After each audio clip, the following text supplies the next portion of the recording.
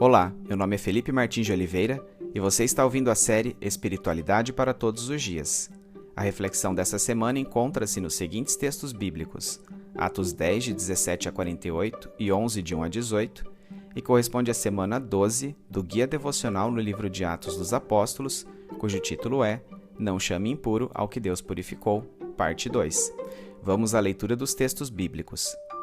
Enquanto Pedro estava refletindo no significado da visão, os homens enviados por Cornélio descobriram onde era a casa de Simão e chegaram à porta. Chamando, perguntaram se ali estava hospedado Simão, conhecido como Pedro. Enquanto Pedro ainda estava pensando na visão, o Espírito lhe disse: Simão, 3 homens estão procurando por você. Portanto, levante-se e desça. Não hesite em ir com eles, pois eu os enviei. Pedro desceu e disse aos homens: Eu sou quem vocês estão procurando. Por que motivo vieram? Os homens responderam: Viemos da parte do centurião Cornélio. Ele é um homem justo e temente a Deus, respeitado por todo o povo judeu. Um santo anjo lhe disse que o chamasse à sua casa, para que ele ouça o que você tem para dizer. Pedro os convidou a entrar e os hospedou.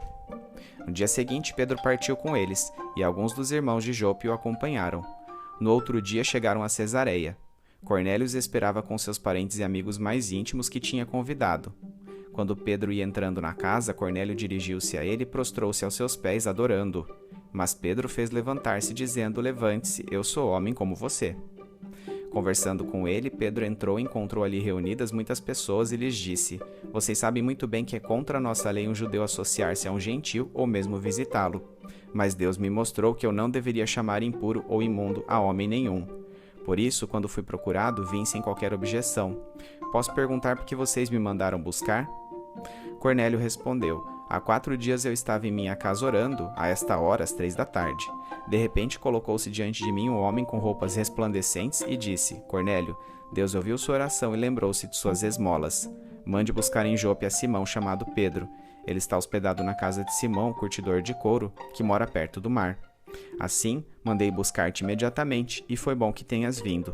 Agora estamos todos aqui na presença de Deus para ouvir tudo o que o Senhor te mandou dizer-nos.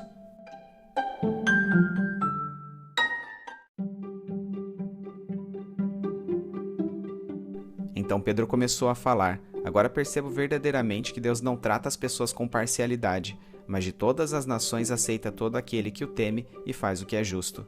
Vocês conhecem a mensagem enviada por Deus ao povo de Israel, que fala das boas novas da paz por meio de Jesus Cristo, Senhor de todos.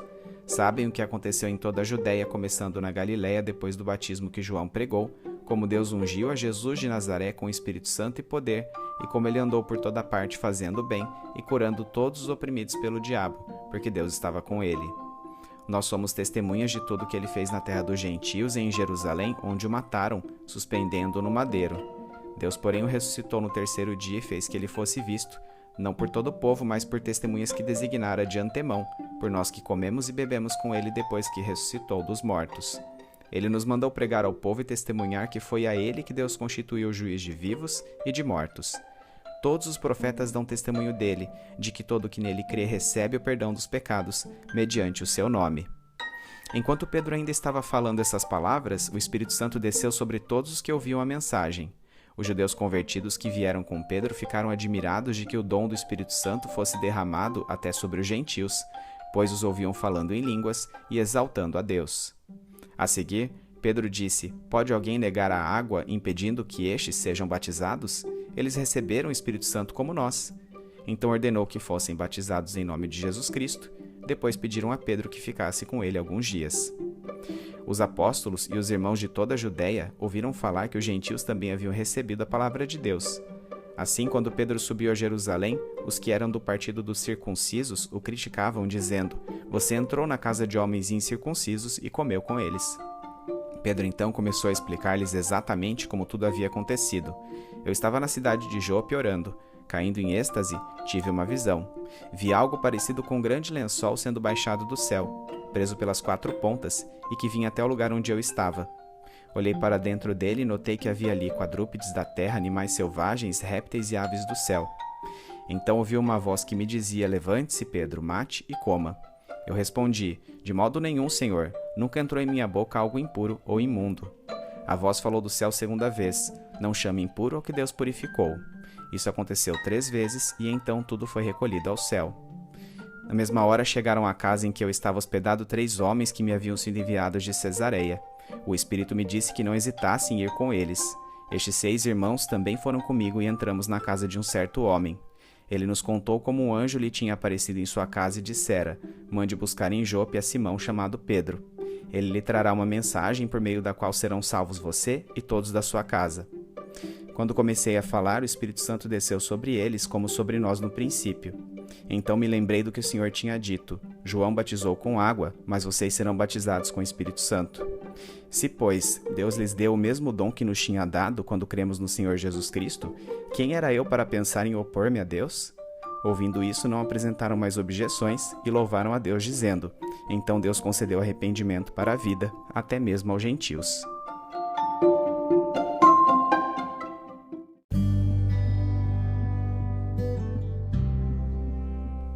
Enquanto Pedro refletia acerca da visão que teve, a qual relatamos na semana anterior, os servos de Cornélio chegaram à casa do curtidor de couro Simão, onde o apóstolo estava hospedado. O Espírito Santo assegurou a Pedro que fosse de Jope a Cesareia com aqueles homens, antes mesmo que lhe contasse o motivo de estarem ali. Partindo Pedro com eles, acompanhado por 6 cristãos de Jope, chegaram à casa de Cornélio em Cesareia no dia seguinte. Quando Pedro adentrou a habitação de Cornélio, o centurião ajoelhou-se, mas foi repreendido pelo apóstolo. No Oriente Antigo, curvar-se perante indivíduos investidos de posição social, política ou religiosa proeminentes era um ato rotineiro, mas Pedro fez questão de recusar qualquer atitude de veneração, entendendo que era ser humano tanto quanto Cornélio.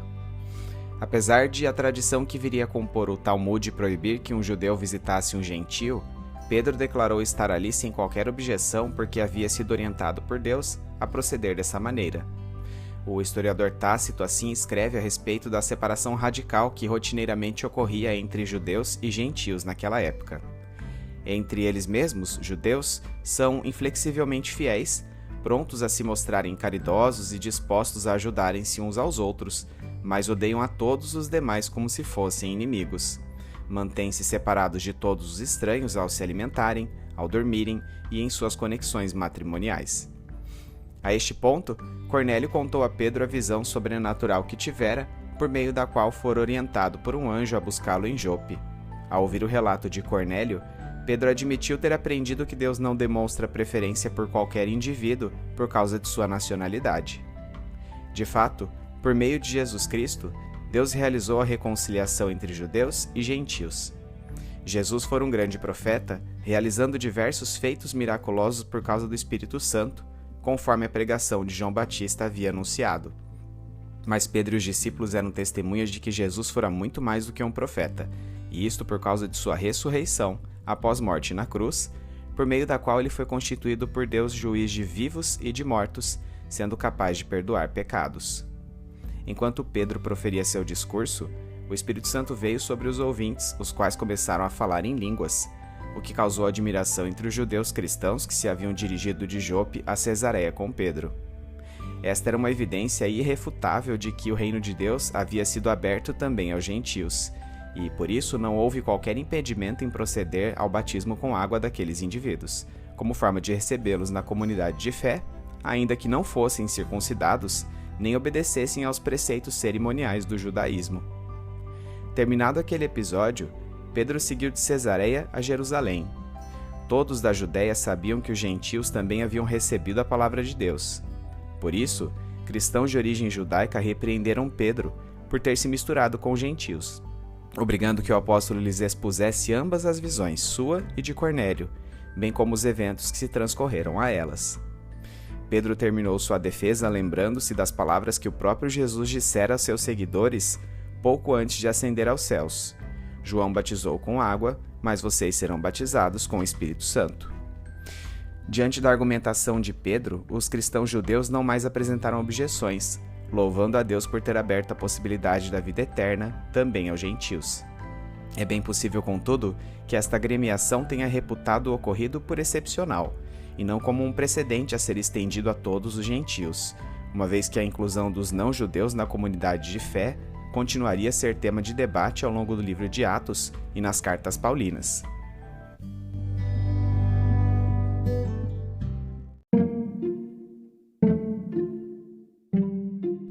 Aplicação prática. Os versículos de Efésios 2, de 11 a 13 e 19, celebram o rompimento da divisão que outrora vigorava entre judeus e não-judeus. Portanto, lembre-se de que anteriormente vocês eram gentios por nascimento e chamados incircuncisão pelos que se chamam circuncisão, feita no corpo por mãos humanas, e que naquela época vocês estavam sem Cristo, separados da comunidade de Israel, sendo estrangeiros contra as alianças da promessa, sem esperança e sem Deus no mundo. Mas agora, em Cristo Jesus, vocês que antes estavam longe, foram aproximados mediante o sangue de Cristo. Portanto, vocês já não são estrangeiros, nem forasteiros, mas concidadãos dos santos e membros da família de Deus. Por meio da união entre judeus e gentios iniciada pelo encontro de Pedro com Cornélio, a igreja, embora já existente há algum tempo, deu um largo passo em seu desenvolvimento histórico. Com efeito, decorrida apenas uma geração da morte e ressurreição de Jesus, a fé cristã sairia dos redutos judaicos para abranger todo o mundo greco-romano da antiguidade. O encontro divinamente orquestrado entre judeus e gentios, sem requerer qualquer busca ativa de Pedro, permitiu o aprendizado de importantes lições por ambas as partes. Pedro reconheceu que a visão que tivera com o lençol era muito mais profunda do que meramente declarar inválida a distinção entre alimentos puros e impuros, percebendo que seu significado mais amplo era desfazer a barreira que existia entre judeus e gentios, já que Deus não trata as pessoas com parcialidade. Cornélio e os demais gentios de Cesareia, por sua vez, já adoravam ao Deus verdadeiro, mas admitiram que lhes faltava fé em Cristo, que é essencial para a salvação. O texto lido suscita ainda outras dúvidas. Quais as finalidades dos batismos com água e com Espírito Santo? E mais, o batismo com Espírito Santo equivale ao dom de línguas? Respondendo à primeira pergunta, há 3 tipos de batismos que Mateus 3, de 7 a 12, Marcos 1, de 4 a 8 e Lucas 3, de 15 a 17 definem, os quais são novamente mencionados pelo sermão de Pedro na casa de Cornélio. Primeiro, o batismo com água iniciado por João Batista e incorporado pelo cristianismo pressupunha um arrependimento que deve ser expresso em ações concretas. O vocábulo grego para referir-se a este arrependimento é metanoia, que significa mudança de mentalidade, com profunda tristeza pelo pecado e a decisão resoluta de não reincidência, de modo a levar uma vida santa. Crer em Jesus Cristo representou a consumação do arrependimento de Cornélio, que agora passou a ser justificado perante Deus. Ele foi batizado com água para celebrar esse renascimento, bem como sua recepção à comunidade cristã.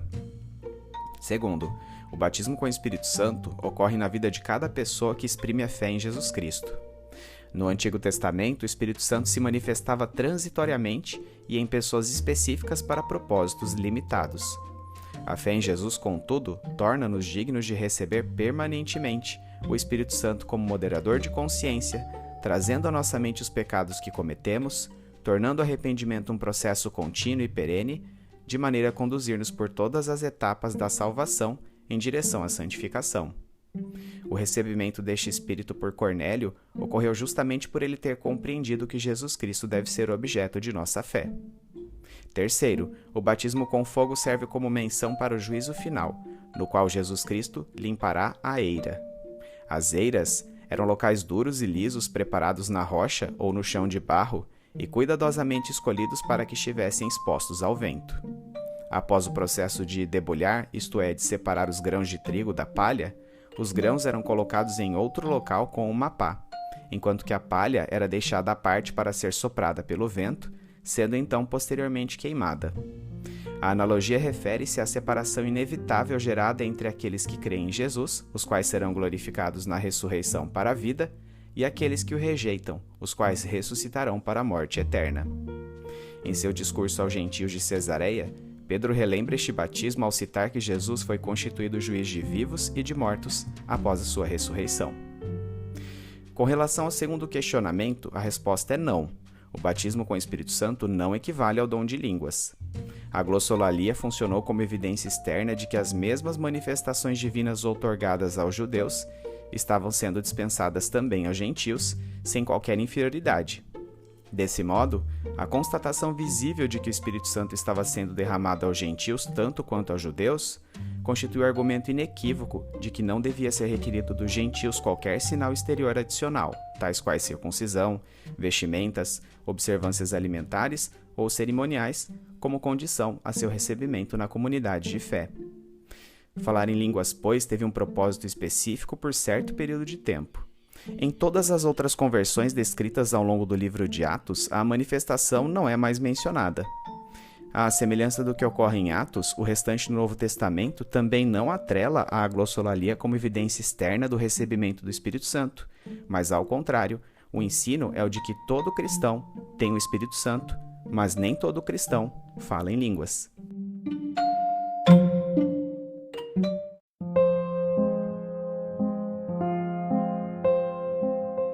Trazendo da mente para o coração. Espírito Santo de Deus, guia dos primeiros apóstolos e da igreja primitiva, obrigado por estar presente hoje comigo também. Sou grato porque o Senhor está acessível a todo aquele que crê em Jesus Cristo, sem acepção de pessoas. O Senhor não emite preferências em relação à nacionalidade, status social ou qualquer outro fator. Obrigado porque em Jesus tenho o mesmo acesso e usufruo das mesmas benesses que outrora eram exclusivas do povo judeu. E na realidade, posso compreender agora que o Senhor tinha planos de alcançar o mundo inteiro a partir da nação judaica. Relembro do chamado de Abraão, da retirada do povo hebreu do cativeiro egípcio e da constituição de Israel em Canaã. Diversos flashes de passagens bíblicas que leio desde minha tenra infância agora fazem sentido, pois culminam com Jesus, a partir de quem todos da terra passaram a ouvir falar do grande Eu Sou. Pensar que sou cristão no ano de 2020 no Brasil é, para mim, argumento que fortalece minha fé. Apesar de todas as perseguições pelas quais passou a Igreja através dos tempos, de sua corrupção e nominalismo, o Senhor tem assegurado a permanência do seu verdadeiro povo ao longo da história.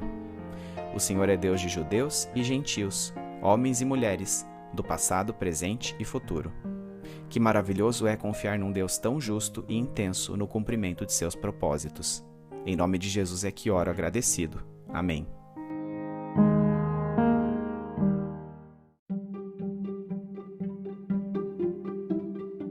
Medite mais sobre este texto ao longo da semana. Domingo, leia os textos de Atos 10, de 17 a 48 e 11, de 1 a 18, bem como os comentários sobre eles. Segunda-feira, como era a relação entre judeus e gentios nos tempos da passagem bíblica lida? Tendo isso em mente, o que representou o episódio em que Pedro vai até a casa de Cornélio em Cesareia? Para as questões de terça, quarta e quinta-feira, além dos versículos de Atos que acabamos de ler, considere os textos de Mateus 3, de 7 a 12, Marcos 1, de 4 a 8 e Lucas 3, de 15 a 17. Segundo essas passagens, na terça-feira, responda: em que consiste o batismo com água que vigorou desde João Batista e foi incorporado pelo cristianismo? Quarta-feira, em que consiste o batismo com o Espírito Santo? Ser batizado com o Espírito Santo equivale a falar em línguas? Para responder a essas perguntas, leia também Romanos 8, 9, 1 Coríntios 12, 13, 29 a 31 e 14, 5, de 13 a 19 e Efésios 1, de 13 a 14. Quinta-feira, em que consistirá o batismo com fogo? Sexta-feira, medite por um instante no processo histórico de constituição da nação judaica e nos eventos transcorridos a partir da vida e obra de Jesus Cristo. Faça a Deus uma oração espontânea de gratidão por ter Ele assegurado que o Evangelho viajasse através de povos e épocas para chegar à sua vida e prover sua salvação. Sábado, quais as implicações práticas dos textos de Atos 10, de 17 a 48 e 11, de 1 a 18 para a sua vida?